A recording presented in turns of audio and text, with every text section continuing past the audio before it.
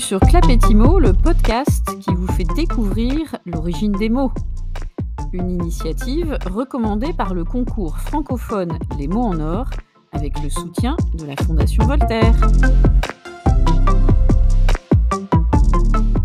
Ensemble, nous allons évoquer aujourd'hui un petit mot de la langue française des plus singuliers. Si je vous dis extraordinaire, mot qui pourrait être son synonyme, vous avez une petite idée ? Vous l'avez trouvé, ce fameux petit mot ? Eh bien, il s'agit de l'adjectif inouï. I-N-O-U, I-tréma. Et vous allez voir, enfin surtout entendre, que son histoire est assez, justement, inouïe.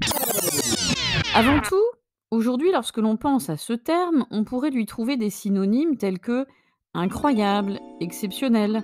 Et l'on peut d'ailleurs l'employer dans deux sens quelque peu différents, voire opposés. Exemple, il a une chance inouïe de pouvoir assister à ce concert. Ici, on va comprendre l'adjectif inouï dans le sens qu'il a une chance incroyable. Comme d'ailleurs, je pourrais l'employer maintenant dans cette phrase, c'est inouï, personne ne m'écoute. Dans le sens, cette fois-ci, c'est tout de même inouï, c'est-à-dire agaçant, énervant que personne ne m'écoute. Sachez que pour comprendre son origine, il faut aller du côté du latin et plus particulièrement d'un certain verbe latin audio. Si je le traduis, j'entends, dont l'infinitif est audire, entendre. Son participe passé a donné en français oui, pas le oui, l'affirmatif, oui, oui, O-U-I tréma, qui se retrouve d'ailleurs dans l'expression j'ai ouï dire, j'ai entendu dire, avec une connotation de bruit, de rumeur, d'après ce qu'on a entendu raconter. Ouïr va être, au fur et à mesure des siècles, supplanté par un autre verbe, entendre. Pour autant, son participe oui va perdurer dans notre adjectif, auquel va être ajouté un préfixe in à valeur privative, c'est-à-dire qui signifie sans.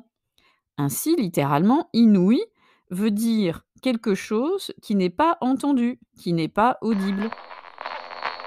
D'ailleurs, un auteur connu, Alfred de Musset, fera dire dans sa pièce de théâtre Fantasio à l'un de ses personnages « L'important projet que je médite est inouï dans ma famille. »